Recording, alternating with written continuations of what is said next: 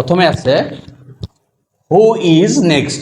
Who is next পরবর্তীতে কে, আমরা speak ইংলিশের ক্ষেত্রে ব্যবহার করি হু ইজ নেক্সট, বলা লাগে আমাদের বাস্তবিক জীবনে যে পরবর্তীতে কে আসেন।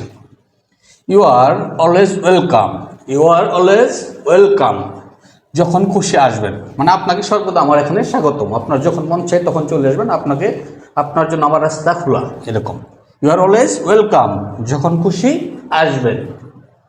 You are the hero of the heroes.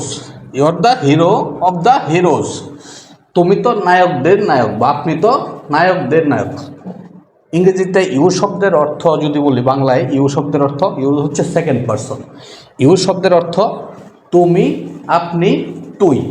আমি আমার কোনো বন্ধুকে যদি বলি ইউ আর ওয়েলকাম, তোকে স্বাগত। আর যদি কোনো অপরিচিত ব্যক্তিকে বলি তাইলে আপনি। আর যদি জুনিয়র কাউকে বলি তা তুমি করে আমরা সম্বোধন করি। তাই ইউ শব্দের অর্থ হচ্ছে তুমি, আপনি বা তুই, আমরা যে কোনোভাবে বলতে পারি। এক্ষেত্রে তুমি তো নায়কদের নায়ক এবার বলতে পারি, বা আপনি তো নায়কদের নায়ক। You are the hero of the heroes, আপনি তো নায়কদের নায়ক বা তুমি তো নায়কদের নায়ক। You can't please everybody. You can't please everybody, আপনি সবাইকে খুশি করতে পারবেন না, আপনি সবাইকে সন্তুষ্ট করতে পারবেন না। প্লিজ শব্দের অর্থ হচ্ছে খুশি করা, সন্তুষ্ট করা, এটা আমরা দয়া করে অর্থেও জানি। You have to try every item. You have to try every item, প্রতিটি পদ খেতে হবে, অর্থাৎ আপনি প্রত্যেকটা খাবারই খেয়ে টেস্ট করবেন।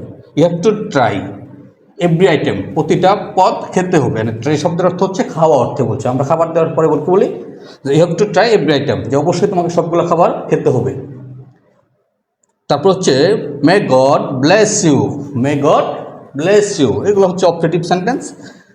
আল্লাহ তোমার মঙ্গল করুক, খুদা তাআলা মঙ্গল করুক, বা সৃষ্টিকর্তা তোমার বা ভগবান তোমার মঙ্গল করুক। May God bless you. My house is your house, আমার বাড়ি আপনারই, আপনার বাড়ি, আপনারই বাড়ি বা আপনারই বাড়ি, আপনারই বাড়ি। আমরা বলি আমার বাড়ি আর আপনার বাড়ি কি, একই জিনিস। মাই হাউস ইজ ইউর হাউস, আমার বাড়ি মানে আপনার বাড়ি। তারপরে হচ্ছে নো বার্স।